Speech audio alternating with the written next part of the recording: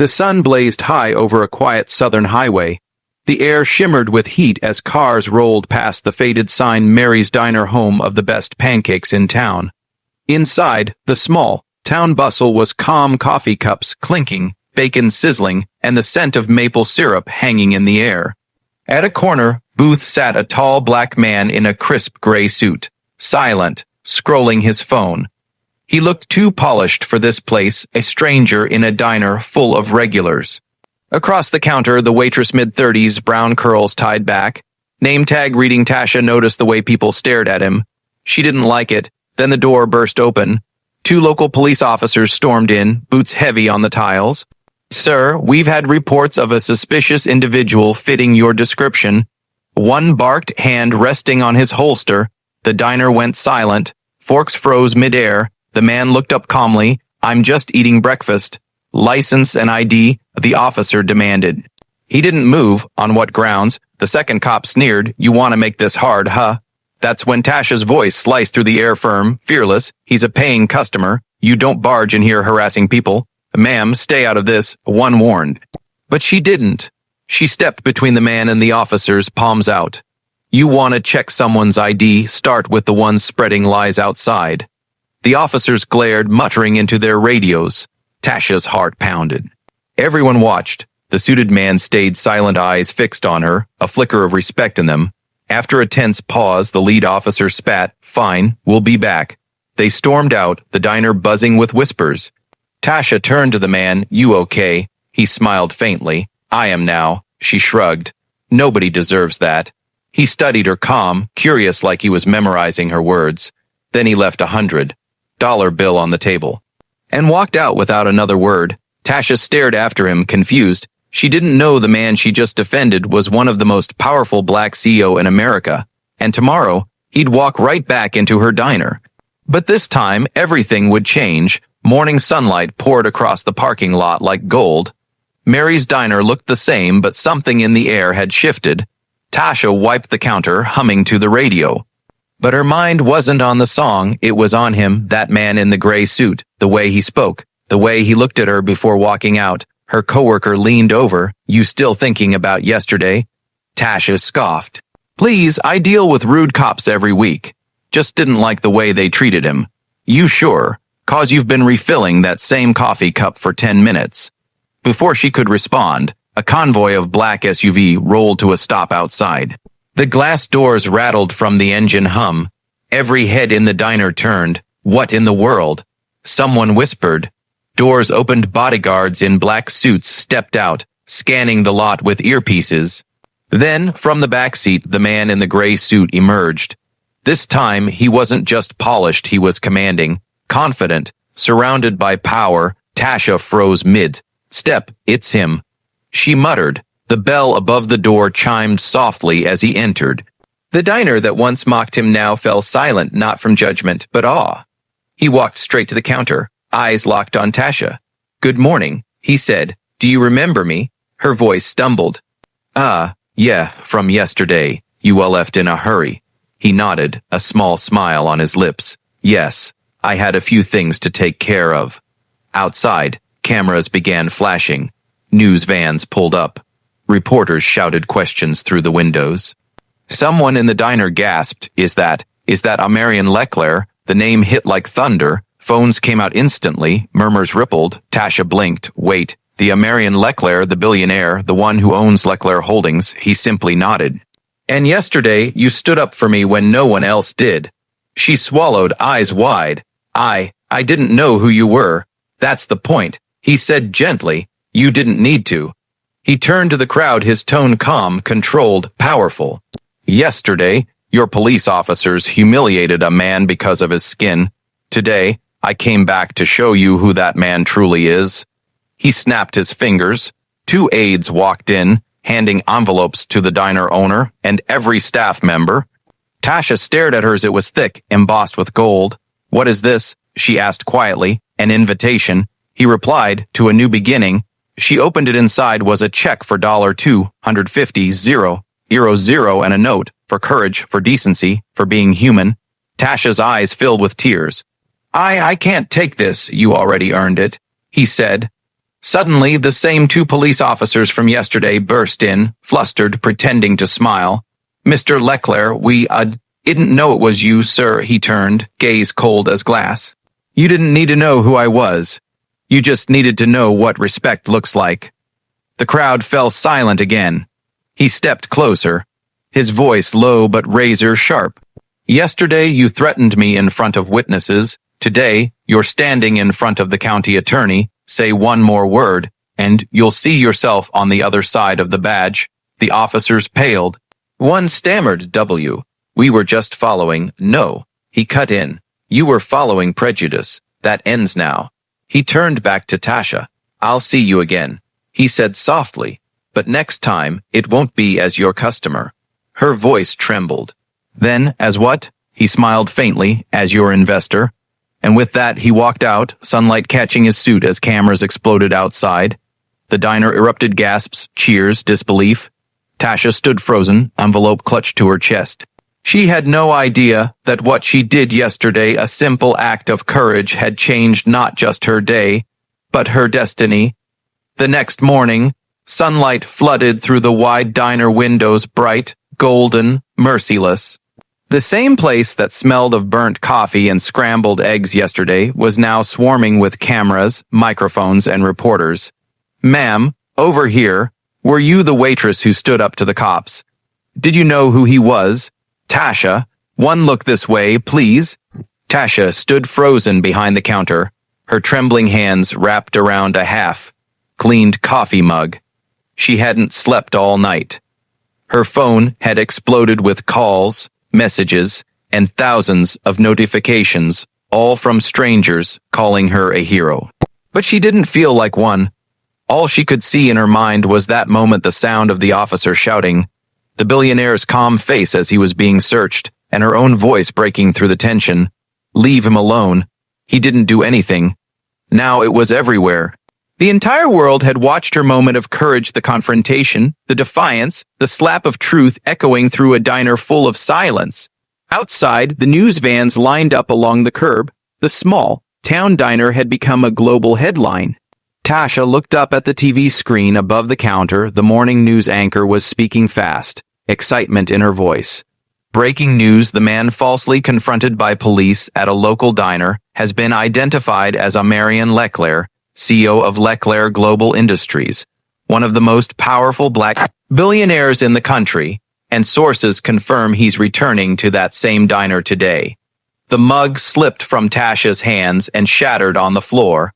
Everyone in the diner froze. The cook peeked from the kitchen, the customers whispered, and a few workers rushed to fix their uniforms. "He's coming back," Tasha whispered under her breath. Before anyone could answer, the door opened. A black SUV pulled up outside. Two security agents stepped out first, scanning the area. Then, from the backseat, Marion Leclerc emerged. Black suit, white shirt, no tie, calm, commanding. The same man who had been treated like a criminal 24 hours ago now walked like a storm of authority through the glass doors. The diner went silent. Forks froze midair. Marion's eyes moved across the room, not angry, not bitter, just aware. Then they landed on her, Tasha. For a moment, the noise outside faded. It was just them, the billionaire and the waitress, the one who had spoken when the world stayed quiet. He stepped forward slowly. "Tasha, isn't it?"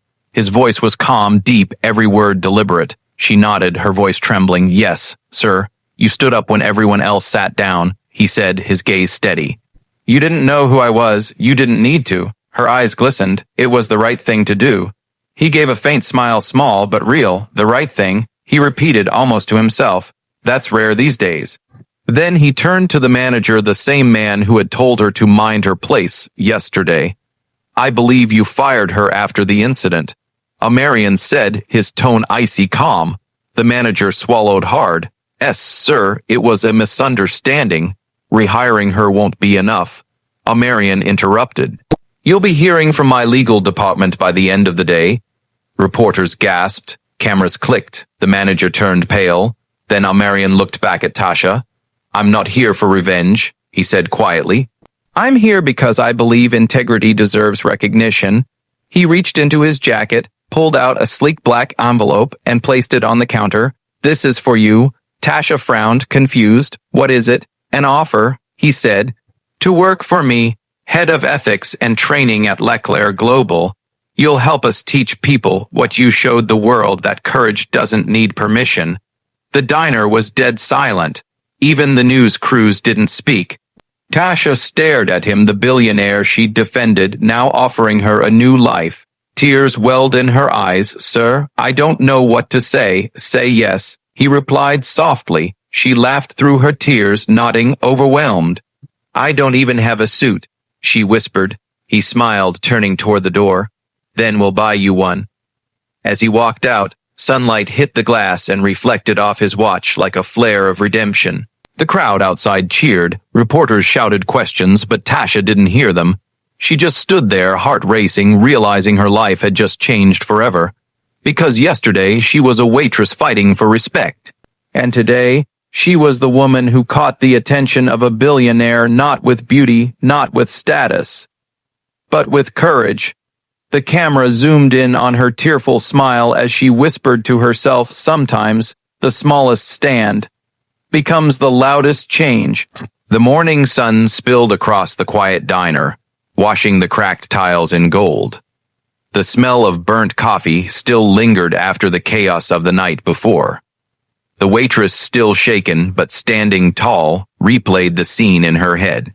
The shouting officers, the cuffs, the man's calm voice that cut through the madness. She wiped a counter that didn't need cleaning, trying to steady her breath, when a black SUV glided to a stop outside. Not one, three of them. Sleek, polished, quiet power. Her coworkers froze. The doors opened in perfect sync, and sharply dressed men in black suits stepped out, scanning the small town diner like they were entering a boardroom in Manhattan. The waitress's stomach flipped, her hand tightened on the towel, and then he stepped out, the same man, the one she had defended when the cops tried to humiliate him. Except now he wasn't in casual clothes. He wore a tailored charcoal suit, gold cufflinks catching the sunlight. His expression was calm, but behind his eyes there was a fire, the kind that could move empires. He walked inside without a word. The entire diner went silent. Forks paused midair. The cook's hand hovered over the grill. Even the jukebox stopped like it knew it wasn't supposed to interrupt this moment. The waitress swallowed. "Good morning," she managed, her voice trembling. He looked at her, not with arrogance, not with pity, but with quiet respect. "You stood up when no one else did," he said. His tone carried authority, the kind of presence that made even the air stand straighter. Before she could respond, one of his aides placed a folder on the counter. Inside, a business card embossed with gold, Leclerc Industries, CEO Omri Leclerc. Her eyes widened. The same name that had been on every news channel, every magazine headlined the billionaire philanthropist who'd built schools, hospitals, and tech startups that transformed communities. Omri continued, his voice steady, calm, but electric. "Yesterday, you didn't know who I was. You didn't care. You just did what was right. That's rare." The waitress blinked, speechless. Around them, whispers rippled through the diner. He turned to his aide. "Buy this diner." The aide froze. "Sir," Omri smiled faintly. "You heard me. Buy it. The whole block if you have to." The waitress gasped. "Wait. What? Why?" He looked at her, eyes sharp but kind. "Because courage deserves a stage, not a counter." The sound of pens scratching filled the air as contracts were drafted on the spot. Cameras began flashing outside, news crews already arriving, drawn by the presence of one of the world's most powerful men. She just stood there, overwhelmed, heart pounding. Omri looked back one last time before walking out. "Tomorrow, this place won't just serve coffee, it'll serve opportunity. You'll be running it under my company's name." The door chimed as he left, his convoy gliding away like a moving shadow of destiny. The waitress stood frozen, her reflection in the diner's window staring back at her, not a scared woman anymore, but someone reborn. Someone who'd stood up for justice and unknowingly changed her entire future. And outside, across the street, the same police officer who'd tried to humiliate her stood watching, pale, speechless, realizing that the man he'd harassed was not just another black man, but a billionaire with... The sun climbed high over the quiet main street, washing everything in a soft golden glare. The diner's windows glimmered, the same glass that had reflected the chaos just a night ago, but today there was calm. Or so it seemed. Inside, the waitress stood behind the counter, still in her same faded uniform, hands trembling slightly as she poured coffee. The same seat where the billionaire had sat last night was empty, but she couldn't stop glancing at it. The world had flipped overnight, and she could feel the shift in the air. The bell above the door chimed softly, her heart skipped, she turned. And froze, it was him, the black CEO, no bodyguards this time. No flash, just him, suit sharp, gaze calm, but carrying the kind of quiet authority that made everyone around him straighten without knowing why. The same man who had been shoved, questioned, and nearly cuffed in front of her eyes, now walked toward her with the presence of someone who owned the city. "Morning," he said, voice deep, composed. "You make good coffee." Her throat tightened. I didn't think you'd come back. I never forget kindness," he said simply. He glanced around the room. "You stood up when no one else did." Before she could respond, the hum of tires screeched outside. 3 police cars pulled up in front of the diner, same officers as before. This time, their faces weren't cocky. They looked terrified. The chief stepped out first, adjusting his belt, sweat already glistening at his temple. He walked in slowly, hat in hand. The diner went silent. Forks froze midair. "Sir," the chief began, voice trembling, we didn't know who you were last night." The billionaire turned, eyes cold but steady. "So it takes a title to be treated like a human." No one breathed. The waitress felt her heart pounding against her ribs. The chief swallowed hard. "We made a mistake, eh? A big one, and not we," the billionaire said, stepping closer. "You," he leaned forward just enough that his words were barely above a whisper, but the whole diner could feel the power in it. "You humiliated me. You disrespected her. You embarrassed this town. You'll make it right." The chief's lips parted, but no words came out. The billionaire turned to the waitress, his tone softening instantly. "You have security cameras here." She nodded nervously. "Why?" "Yes, sir, they caught everything." "Good," he said, pulling a sleek black card from his pocket. "Send the footage to this address. My legal team will handle the rest." Then, lowering his voice, he added, "And you, don't come to work tomorrow." Her eyes widened. "Why?" He smiled faintly, the kind that said he already had plans she couldn't imagine. "Because tomorrow morning you won't be working here anymore."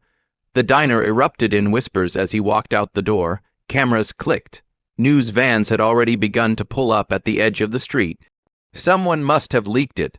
The footage, the story, the confrontation. As the door swung shut behind him, the waitress stood frozen. In one night, she had gone from invisible to the woman who stood up to injustice, next to a man the world now wanted to hear from. And outside, as the billionaire stepped into his sleek car, reporters shouted questions, flashes lighting his face like a storm. He ignored them all. Only once did he look back at the diner. Through the glass, their eyes met. A silent exchange, respect, gratitude, and something deeper, something that said this wasn't over. Because power, once awakened, doesn't go back to sleep. By morning, the diner wasn't just a diner anymore. It was a landmark. Reporters swarmed the sidewalks, vans lined the block, and cameras clicked nonstop. The same counter where she'd once served scrambled eggs now carried microphones. Her phone buzzed every minute, missed calls, messages, interview requests. The waitress who stood up for the billionaire, that's what they called her now. Overnight, she was the face of courage in every headline. But inside, her chest felt heavy. None of this was supposed to happen. She had just done what was right, that's all. A soft knock came at the diner's back door. She hesitated, then opened it.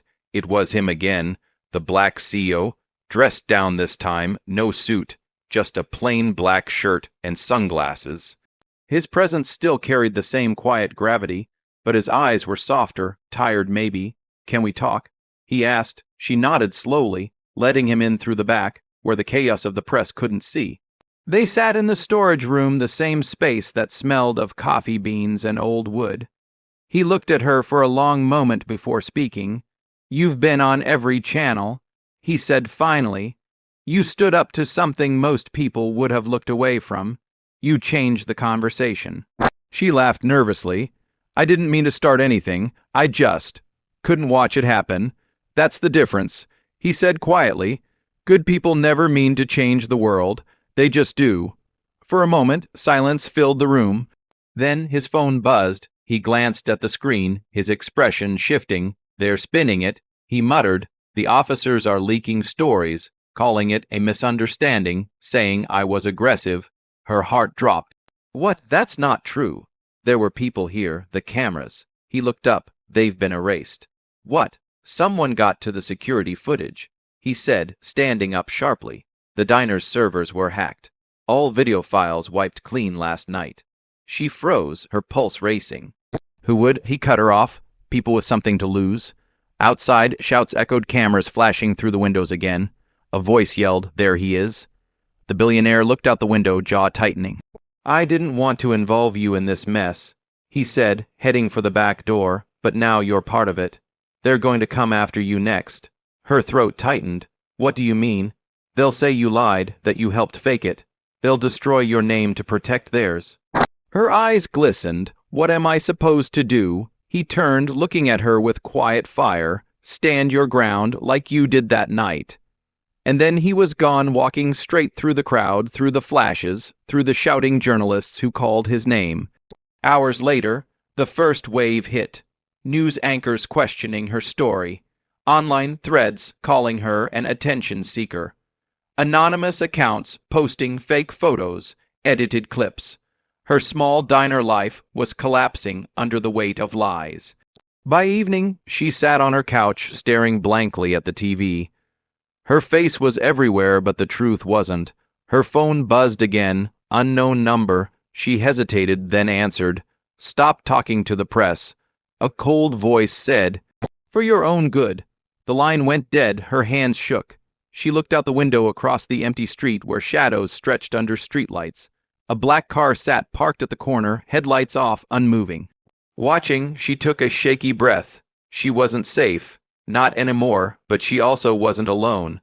A message blinked on her phone. Unknown number again, only this time it was different. Tomorrow, 9 a.m., trust me, no name. Just that, she stared at it, heart racing, torn between fear and faith. Something told her it was him, the same man she defended, the same man the world now feared, and deep inside, she knew this was only the beginning. Morning sunlight poured through the blinds of her small apartment, painting the walls in gold streaks. She sat at the kitchen table, coffee cooling untouched, her phone buzzing nonstop. The unknown message from last night blinked on the screen. Tomorrow, 9 a.m., trust me. She didn't sleep. Every shadow, every creak in the floorboards felt amplified, but fear wasn't the only thing coursing through her. Something stronger, anticipation, a sense of purpose had replaced it. Exactly at 9 a.m., a sleek black SUV pulled up outside. The door opened, the black CEO stepped out.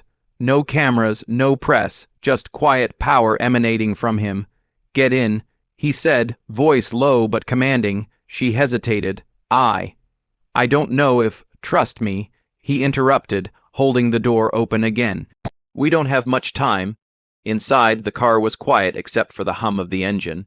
He handed her a tablet. The screen displayed a complex web of emails, deleted video logs, and internal police reports. "They erased the footage to cover something much bigger," he explained, "and they're not just coming after me. They're coming after anyone who saw it, you included." Her eyes widened. "I didn't even know who they were. I'm just a waitress."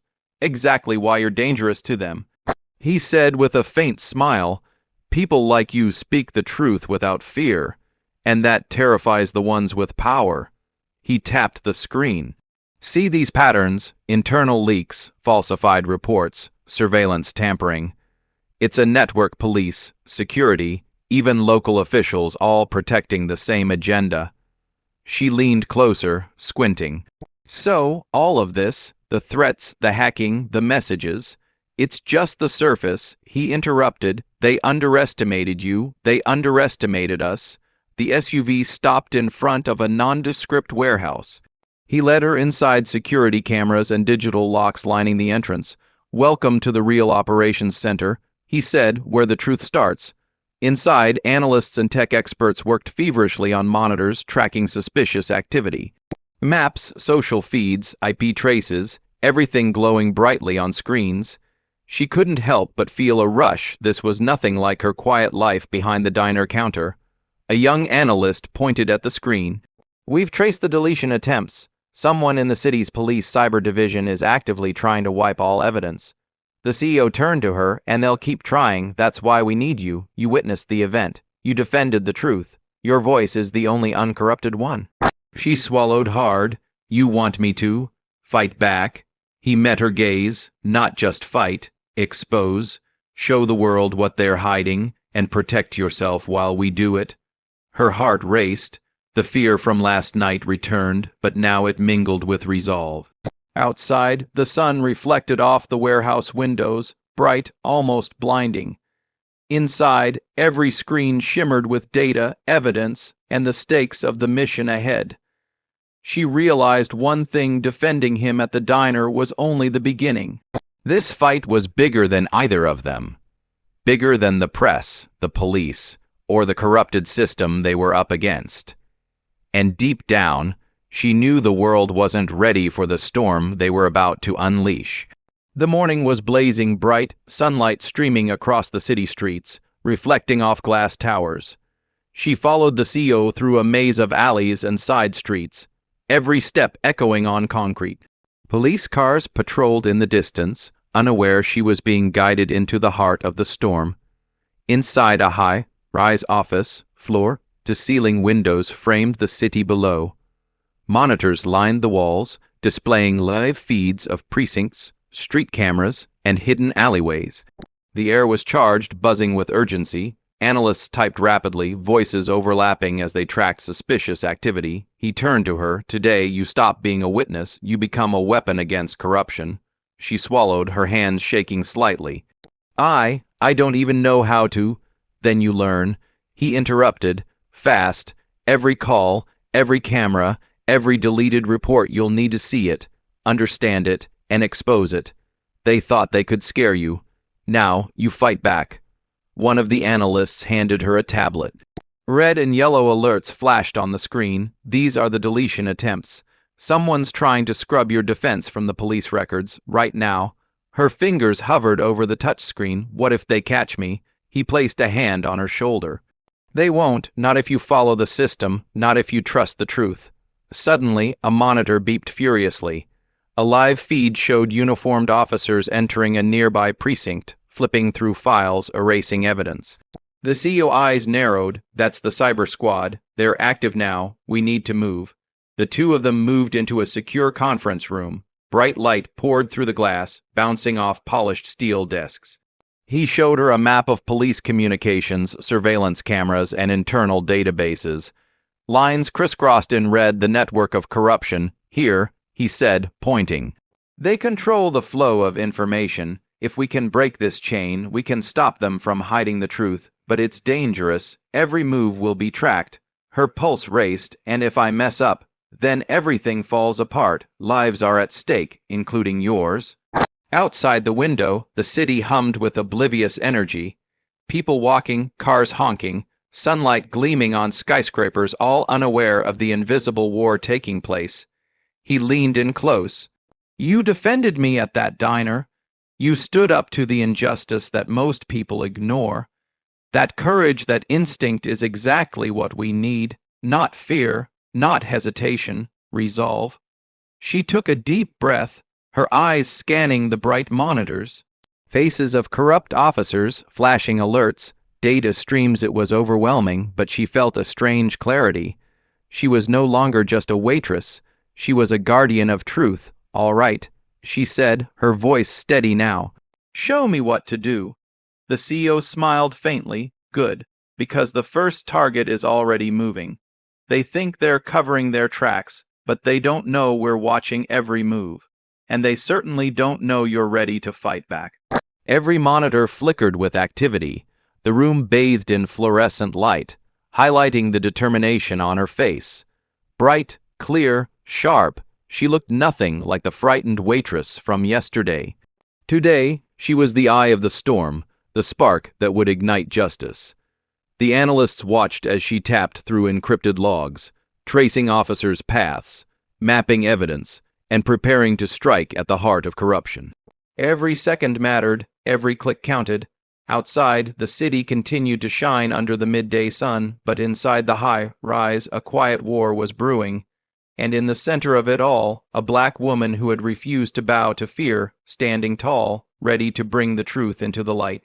This wasn't just about defending a billionaire anymore. It was about exposing a network of power and lies, and she was the fulcrum on which it all balanced. The diner's bell jingled as the door swung open, sunlight spilling across the polished floors. The black waitress, still shaking from the previous night's chaos, wiped her hands on her apron. Every glance from a curious customer felt like a spotlight. Then she saw him, the billionaire CEO she had defended against the police, standing near the counter, calm, composed, yet every inch commanding attention. His tailored suit caught the morning light, his presence filling the room. "Good morning," he said, voice deep, steady. A faint smile tugged at the corner of his lips. "I owe you thanks." The waitress blinked. It was nothing, sir, just didn't seem right, you know." He walked closer, every step measured. "It wasn't nothing. You stood up when no one else would. Courage like that doesn't go unnoticed." Her heart raced. Around them, customers whispered, phones subtly raised, capturing the moment, sensing the story unfolding. But neither of them cared. They were in a bubble of tension, respect, and unspoken acknowledgement. He leaned slightly closer, lowering his voice. "I don't just want to thank you. I want to show you what your courage protected." The waitress frowned. "Protected? Me? No," he replied, sweeping a hand toward the diner's windows. "The truth, and the system I built. The one they tried to take me down for." Before she could respond, the door swung open again. Flashing badges and uniformed officers entered, their movements synchronized and professional. The waitress's eyes widened. Police. Again, he raised a hand, not for me, for them. Outside, through the glass, a convoy of black SUV and law enforcement vehicles had formed. The CEO gestured subtly, and the officers moved with precision. The waitress caught sight of men and women she recognized from last night's confrontation. Now visibly on edge, papers and devices in hand. "They thought last night was the end," he said quietly, but that was only the beginning. Suddenly, one of the officers called out, "Sir, the board members have arrived. They're requesting immediate negotiation." He nodded. "Let's give them a show they'll never forget." The waitress felt a chill, a mix of awe and fear. He moved to the diner's exit, pausing to look back. "Stay safe," he instructed, "and remember, integrity always matters more than fear." The bell jingled again as they stepped into the bright morning light. Outside, cameras flashed, neighbors gawked, and officers coordinated. The CEO power was no longer hidden. His presence alone commanded attention, respect, and fear. The waitress whispered to herself, almost in disbelief, "I defended him. And now, I'm witnessing what true power looks like." Every head turned, every eye followed, and the sun hit his sunglasses just right, reflecting the street like a stage. The city, the law, the media. It all felt alive, watching, waiting. "Today," he said, his voice carrying across the sidewalk, "we reset the rules, and anyone who thought courage was optional will learn otherwise." The waitress stood frozen, her heart pounding, the world around her suddenly vast, vivid, and electric. For the first time, she realized that what she had done in that small diner had set in motion a chain of events that no one could stop. And the morning was only just beginning. The CEO stepped off the curb, his polished shoes clicking against the sunlit pavement. Officers flanked him on both sides, radios crackling, as a crowd of onlookers began to gather. Smartphones rose, capturing every calculated movement, every authoritative gesture. The waitress followed behind, heart hammering, not from fear, but from the electric energy of the moment. "Sir, the board members are insisting on immediate negotiation." Officer Daniels said, glancing nervously at the growing crowd. He nodded, adjusting his jacket. "Let them come. Let them see the consequences of ignoring the law and decency." From the street ahead, luxury sedans pulled up, blacked-out windows reflecting the sunlight. Men and women in crisp suits spilled onto the sidewalk, briefcases in hand, expressions a mixture of panic and arrogance. Their leader, the HOA president turned executive, pushed through the crowd, voice strained. "You can't do this here," he shouted, attempting to assert control.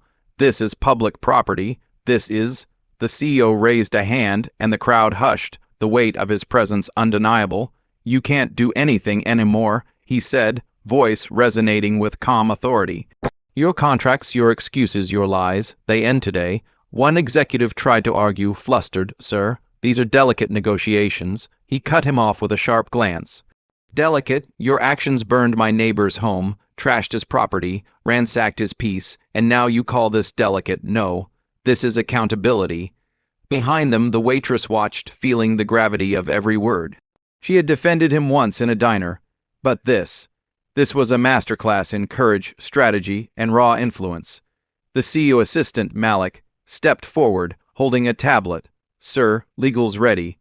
We can begin documenting their admissions." "Good," he said, eyes narrowing on the group of executives. "Everything is recorded now. Every action, every word, every smirk there on record. And I'll make sure every violation of law, ethics, and humanity is traced back to each of you." The executives exchanged frantic glances. One whispered, "We underestimated him." He heard it, and he smiled faintly, a predator aware of its prey. "You thought my humility was weakness. You thought my silence was submission. You were wrong on both counts." The crowd, sensing the tension, murmured. Phones tilted, cameras clicked. The sun glinted off the CEO-polished frame, illuminating the scene with an almost cinematic clarity. Bright colors, black suits, blue police uniforms, the green of trees lining the boulevard, made every detail vivid. Then one of the executives snapped, "You can't just take control like this." The CEO leaned slightly forward, eyes piercing. "I'm not taking control. I'm enforcing the law. I'm protecting people. I'm showing every business, every individual, that abusing power has consequences." A few officers nodded behind him. The crowd gasped, some whispering, "This is incredible. Look at him." The waitress swallowed hard, a mix of awe and disbelief washing over her. "I defended him, and now he's rewriting the rules right here in broad daylight." The CEO gaze swept across the crowd, landing momentarily on her. "You see," he said quietly, "courage isn't just about standing up once. It's about being ready to stand up when the world expects you to stay down." And with that, he raised his hand, signaling officers to move in. Executives froze, realizing that their attempts to negotiate or resist were futile. Cameras rolled, phones recorded. Every word, every step, every consequence was etched into history that morning. The waitress exhaled slowly. The sun shone brightly, illuminating the truth in every corner. Power, she realized, wasn't about wealth, it was about justice, and he wielded it like a sword, and the day had only just begun. The CEO walked past the stunned executives, his polished shoes echoing on the sunlit concrete like a countdown. Phones and cameras followed him, every angle capturing the intensity of the moment. Officers flanked him, their presence a silent reminder that this wasn't a negotiation. It was justice in motion. One of the executives, a tall man with gray streaks in his hair, stumbled forward. "You don't understand. We can fix this." The CEO stopped, eyes narrowing, cutting him down with a single glance. "Fix this? You don't fix betrayal, theft, and humiliation. You face the consequences of your choices." A young officer whispered into his radio, and the CEO assistant Malik nodded. "Sir, all documentation has been uploaded. Every incident, every property damage claim, every complaint. They're ready for submission." He turned slightly, addressing the executives directly. "You had no right to invade someone's home, no right to trash his property, and certainly no right to think wealth or influence could shield you from accountability." A woman executive tried to interject. "Sir, please, we didn't know it would escalate." He shook his head, his voice calm but cutting like steel. "Ignorance is no excuse. Power doesn't forgive mistakes. It punishes negligence and arrogance. You chose to cross a line, and now the line chooses you." The waitress, standing slightly behind him, could barely breathe. She had defended him once in a diner, and now she watched him dismantle a whole system of privilege and entitlement. Her heart pounded, not with fear, but with awe. "Look at your mess," the CEO continued, gesturing toward the smashed dock, the trampled gardens, the scattered remnants of the graduation party. You created chaos because you thought you could. But chaos has a price, and that price is written in law, in ethics, and in public record. The executives exchanged nervous glances. One muttered, "We underestimated him. We never expected." He heard it and smiled faintly, predator-like. Underestimation is the first step to downfall. You laughed, you sneered, you assumed your status made you untouchable. Today proves otherwise.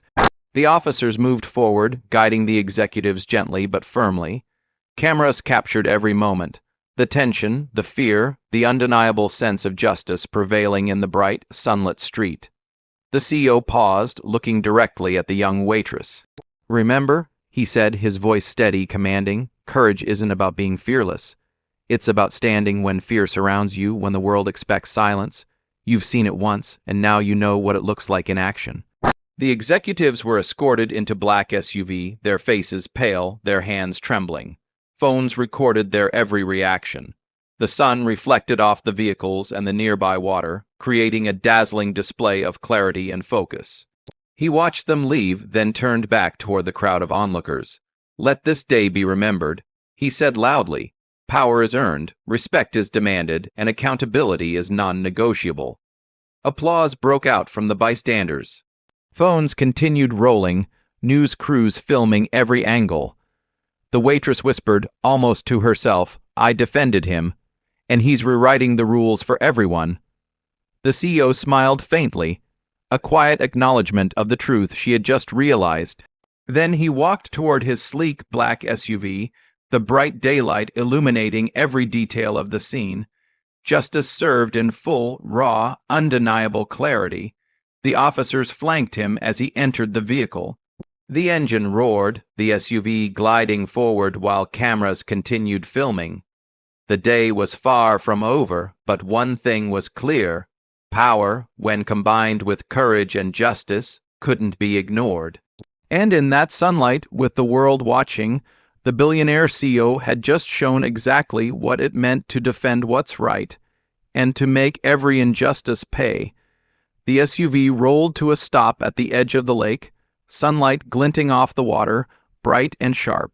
The CEO stepped out, his reflection mirrored in the surface, as if the lake itself was acknowledging the weight of what had just transpired. The young waitress followed, still stunned, her eyes wide.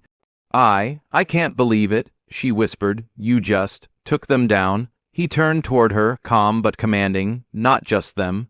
Every system that thinks it can oppress, humiliate, or ignore justice. It all ends somewhere. Today, it ended here." Behind them, the chaos of the party. The trashed dock, the broken furniture, the smashed decorations, looked almost surreal under the bright sunlight. Law enforcement officers were cataloging evidence, photographing every corner.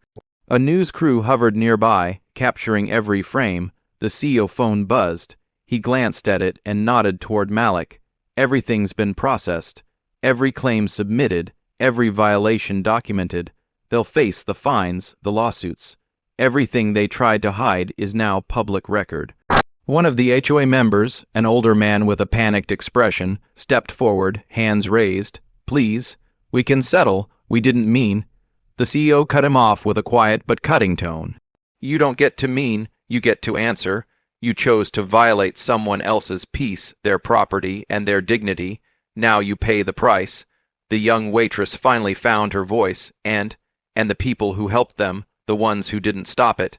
He looked at her, eyes unwavering. "Every choice matters. Silence is a choice. Indifference is a choice. Those who did nothing will be held accountable too. Justice doesn't forgive apathy." A helicopter flew overhead, its bright blades casting sharp shadows on the sparkling water. Cameras captured every angle.